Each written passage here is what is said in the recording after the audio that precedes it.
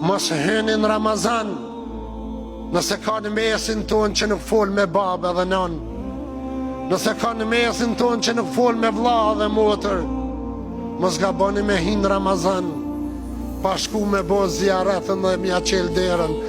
Pasha Allahin nuk ka qka të bën namazi, as haqërimi, as zëqati, as haqëllëku, nëse ti nuk fol me nana dhe me babë.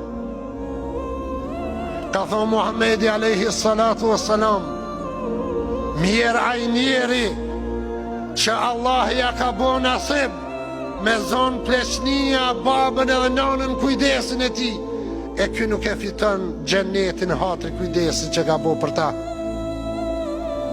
A ka ba mirësi më të madhe se se ba mirësia ndaj babës edhe nanës?